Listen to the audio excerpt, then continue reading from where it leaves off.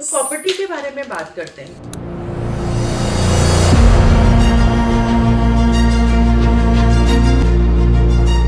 लोगों में बहुत सारी भ्रांतियां हैं। प्रॉपर्टी पेट में चढ़ जाती है, प्रॉपर्टी आंतों में घुस जाती है, पेशाब के रास्ते में चली जाती है, ब्लीडिंग बहुत अधिक होती है।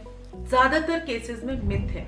आप सड़क पे चलते हैं, एक्सीडेंट्स होते हैं, उसी तरीके से लाखों में कभी किसी एकाध पेशेंट में प्रॉपर्टी की वजह से कोई प्रॉब्लम होती है। ज्यादातर केसेस में यानी कि 99% केसेस में प्रॉपर्टी इतना अच्छा मेथड है कि ये आपको प्रेगनेंसी नहीं होने देता। बहुत ही सिंपल सी चीज होती है प्रॉपर्टी। ये सिर्फ डालने के लिए है और सिर्फ इतनी सी ये चीज, यह टी शेप में भी नहीं है। आज की तारीख में इसका मॉडिफिकेशन हो गया है और अगर आप ये देखेंगे ये बहुत ही सॉफ्ट होती है। कॉपर क्यों? इसके आसपास ये कॉपर, आप ये देख रहे हो, ये कॉपर की कॉइल है, ठीक है।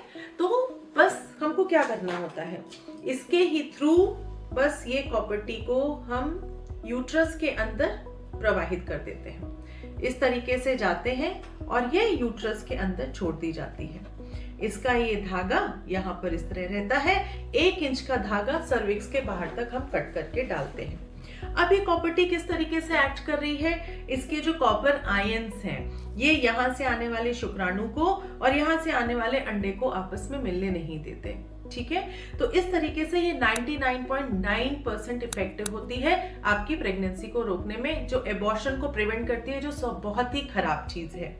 अब ये प्रॉपर्टी एक्सपेल क्यों हो जाती है?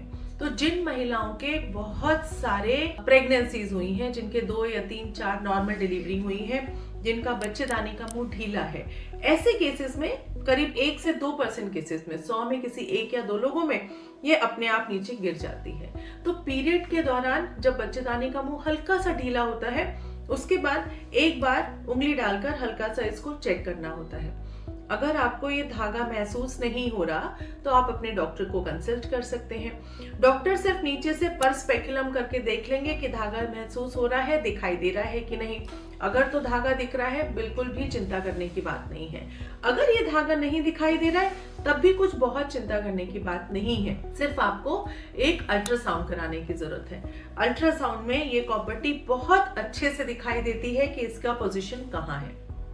लाखों करोड़ों में किसी एकाध ही पेशेंट में जिसमें शायद प्रॉपर्टी ठीक से डाली नहीं गई, ऐसे केसेस में यह प्रॉपर्टी किसी न किसी बच्चेदानी की मांसपेशी में धसी हुई होती है। तो अगर ये धसी हुई है तब भी इतना चिंता करने की कोई बात यूजुअली नहीं होती, क्योंकि आप देख पा रहे हो ये बहुत सॉफ्ट है, बहुत सॉफ्ट है। इसके ये जो साइड के लिम्स हैं ये बहुत मुलायम होते हैं, ज्यादातर केसेस में कोई चोट नहीं पहुंचाते। सिर्फ इसकी ये जो लॉन्ग आर्म है ये थोड़ी सी हार्ड होती है। और यह आर्म भी अनलेस कि किसी ने बहुत ज्यादा प्रेशर के साथ प्रॉपर्टी अंदर डाल दी हो, यूट्रस को लिटरली फाड़ते हुए डाली हो, तभी ये बच्चेदानी को फाड़कर पेट में या आंत में वहां जा सकती है। अदरवाइज बहुत मुश्किल है कि अगर सही तरीके से प्रॉपर्टी डाली गई हो तो यह बच्चेदानी को फाड़कर पेट में चढ़ जाए, कि आंतों में चढ़ जाए, कि पेशाब या लैट्रिन के रास्ते में जाके फंस जाए। तो हम ये समझा रहे थे कि अगर ये प्रॉपर्टी बच्चेदानी के अंदर है और उसका धागा नहीं भी दिखाई दे रहा, कभी कभी ये धागा यहाँ से टूट भी जाता है, तो ऐसे केसेस में बहुत सिंपल है। अल्ट्रासाउंड करके देखेंगे कि इसकी पोजीशन कहाँ है।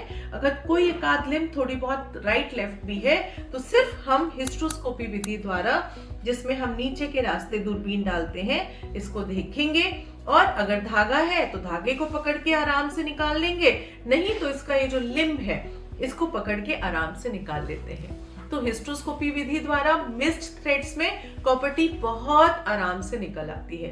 कभी कभी ये ध्यान देने की जरूरत है कि जो डॉक्टर या जो हेल्थ केयर वर्कर आपका प्रॉपर्टी निकाल रहे हैं वो ये ध्यान दें कि ऐसा ना हो कि उसका एकाध लिम्ब टूटकर अंदर रह जाए, तब भी कुछ घबराने की बात नहीं है।